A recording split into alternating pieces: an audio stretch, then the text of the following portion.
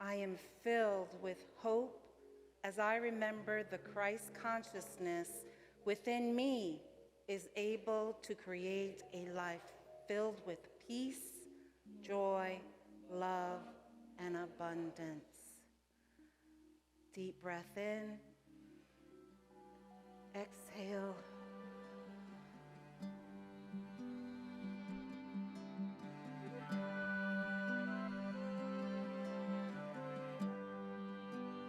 You know, our own Roderick is in the Christmas Carol at the Zach Theater.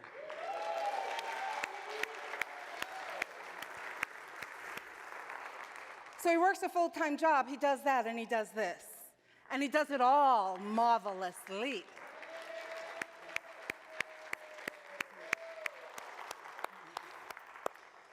We are so spoiled, and I love it. I love it. So here we are, the beginning of Advent, and this is really a special season because it's a season of waiting. It's a season of hope. And what if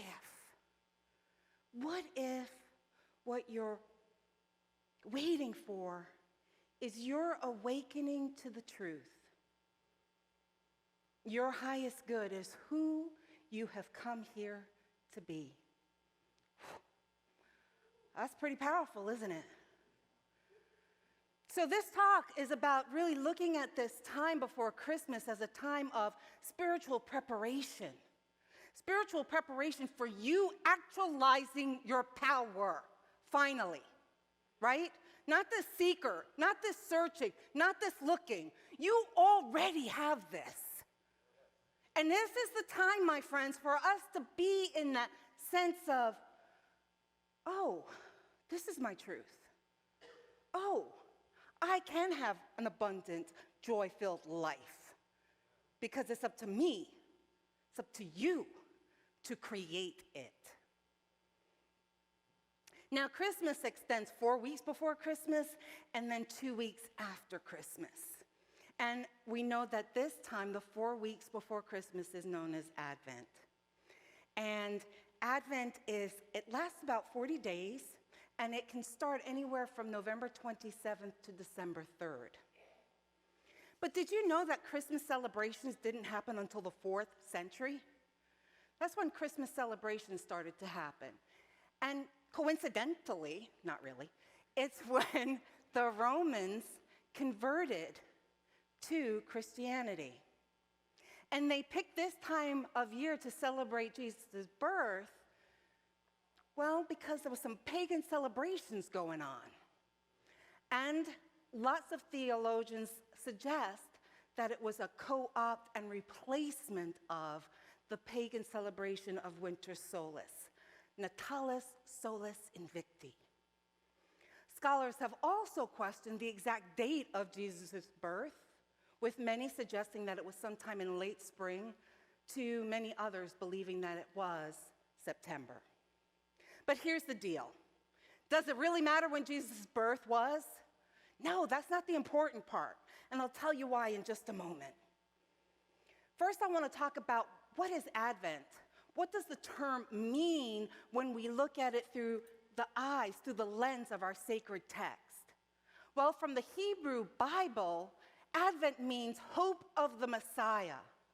While when we look at the New Testament, it is the second coming of Christ, the season of waiting, of expectation, right? And we know that this is not a literal interpretation that Jesus is going to appear in the clouds and come down and save us all, right? We're talking about an evolution of consciousness, my friends. Can I get an amen on that? Because that's what we're talking about. So this season is a season of hope. That's the energy that's really pervasive right now. And you can see little kids, they know what season this is, right? They're all abuzz. They're talking about Santa, longing for those Christmas gifts, right? They're on their P's and Q's because of the naughty and nice thing. All of a sudden, they're angels for like 3-4 weeks, right? But guess what? Adults also feel that shift in this energy. We feel it because there's an excitement of joy, of friendship, of possibilities, of peace on earth, and goodwill to humanity. And during this season, there are so many people who do selfless acts of love. And so I'm going to share a story with you about this type of giving. And it's called The Christmas Tree Angel from Michigan. Are you ready? Got your little covers on, ready to hear the story? All right. When Michigan resident Chad Rose just happened to have an extra Christmas tree that he used on his business parade's float, he did what any decent person would do. He posted it on Craigslist, because that's what we do now. We posted on Craigslist to give away for free. For some, a tree is an annual necessity, an integral part of the holidays, but for many, it's an expense that needs to be saved for daily essentials. After posting the ad, his inbox was immediately flooded with touching stories of why various families deserve to have the tree. And with each email he read, it became clear how significant a simple tree can be in contributing to the holiday aura. One email read, "Having a real Christmas tree would be such a great blessing this year because usually we draw a Christmas tree on a large poster and hang it in the corner." My friends, we don't know how freaking blessed we are. And I just said that from the pulpit. Okay, moving on. Realizing that $40 towards a tree was too much for some families to spare, Chad went out and bought 40 more trees to give away for free. He spent most of the next day going over his list of emails, checking it twice and not paying any attention to who's been naughty or nice, just deserving. But the holiday spirit in this story doesn't stop there. Anne Posant of East Grand Rapids read Rose's ad and contacted him not to get, but to give. She offered to donate ornaments and other trimmings for the 40 trees he had picked up. Beautiful story, right? And these small acts of goodwill give people renewed hope. There's hope again in humanity. And so my question to you is, what kinds of hope are you bringing to people you don't know this holiday season?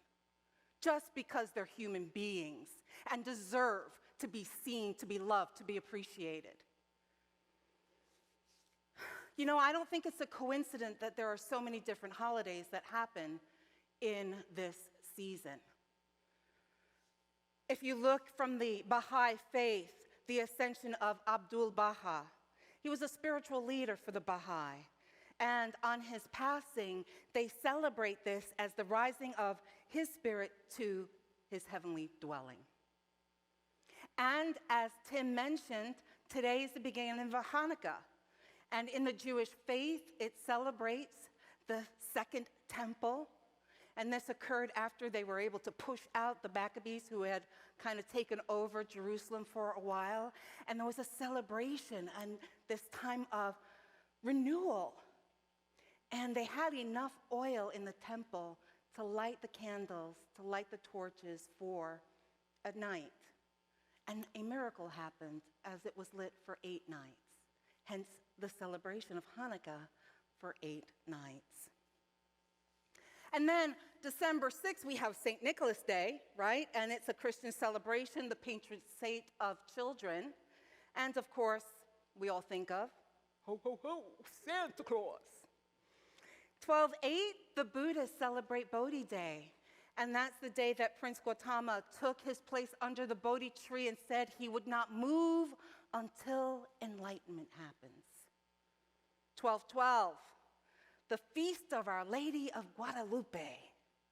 And this is a Catholic Christian holy day honoring the appearance of the Virgin Mary in Mexico City, 1531. And then, I didn't know about this one, December 16th, Posados Perpetual.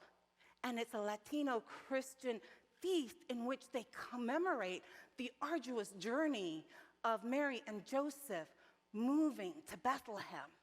And it can get as elaborate as having different houses within the community taking the role of saying, no, we are full, there's no room here. So that was pretty cool. And then, of course, on 12/21, summer solstice, the pagans celebrated Yule, which was the Norse pagan celebration of the winter-born king, symbolized by the rebirth of the sun. And today, it's a Wicca holy day, celebrating winter solstice. And finally, 12/28 was the Holy Innocents' Day, and that date commemorates the death of the male children when Herod was trying to kill Jesus. And of course, depending on the year and how the lunar calendar works, there are other holy days that happen during this season. Now, as I mentioned before, it really doesn't matter whether you believe Jesus was born now or not.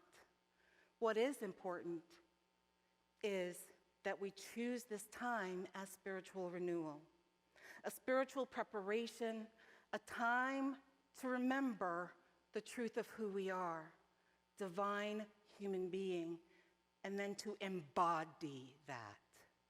So not just an intellectual theory concept, but really to be that, to be the Christ in the world. So this Advent, this season of longing hope, it's a time to listen to God, to allness, to principle, to love, to whatever name you want to use, to your ancestors, to your spirit guides. Listen. And as you listen, allow your heart to fill with love. Love and compassion for yourselves, for all that you have endured, for all that you have overcome. That is no small feat, my friends. But we're so busy beating the out of ourselves, the stuffing out of ourselves for the mistakes, for the things that we have endured, as opposed to being in celebration that we've done all of this amazing work, that we learned all of these lessons. And then allow your heart to overflow and have compassion and empathy for others, because we don't know what their struggle is. We don't know the walk that they're walking in. And then, what is your call? What is yours to do during this season in action to support someone in need? Someone who may have forgotten that humans are really amazing creatures, that they are so filled with love and light and compassion. Wouldn't it be amazing for you to remind someone this season of the truth of who we are? That we're all here in oneness. We're all here to love and support. So in this time of waiting and preparation, I invite you to create a ritual.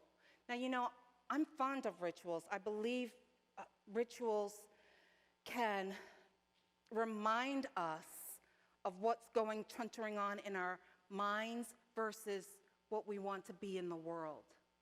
And so we see that we have a candle wreath here, and so I'm inviting you to create your own at home, right? You can get as elaborate as this, which I'm jealous of. I'm not sure I have that kind of skill, but I do have a glue gun, and I love using it, so who knows what I'll create this year. But I'm inviting you. You can have it with a candle for every day in Advent, 40 candles. You can have 5 candles, 4 representing each week in Advent, and then the larger one in the middle representing the Christ consciousness on that week of Christmas. However you choose to do it, it's going to be perfect. There's no wrong way to do this.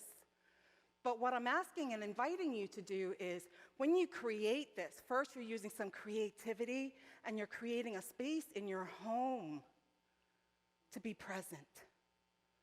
To be present. So like this week, for Advent, the energy is hope. So imagine you create this, and you are now bringing hope into your home. And I'm inviting you that each day, at a specific time, it doesn't matter when, you light that candle. And you embody hope. You embody hope.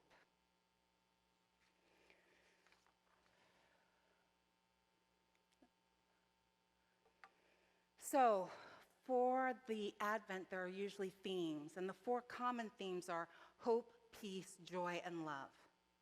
I've done research. People use some other ones. So, if these don't work for you, make your own. Make your own. If the order doesn't work for you, shift it around. This is your creation. What we are going to be doing here is we are going to follow the hope, peace, joy, and love. And I hope each of you were able to get one of these affirmation cards. The ushers gave it to you. If not, you can get one on the outside as you're leaving. Because what I want us to do each week is really to focus on an affirmation as we light those candles in our home. And you'll notice it's double-sided, so for week 1, we're talking about hope. And the affirmation is, I am filled with hope as I remember the Christ consciousness within me is able to create a life filled with peace, joy, love, and abundance. Right? So imagine saying this at least once a day for this entire week. Practical spirituality calls us to create anew. And so this time of Advent is a time of preparation, a time for us to commit to being transformed in our mind, in our heart, in our soul. So, are you willing to take on the Christ consciousness this season? Are you willing to do that? Okay. So there's lots of different ways that you really can create anew. I think that this is a magical time of year. It's my favorite time of the year, and I know miracles happen. I've seen it. I've been part of it, and I'm wishing that for you this holiday season. Let's prepare for meditation.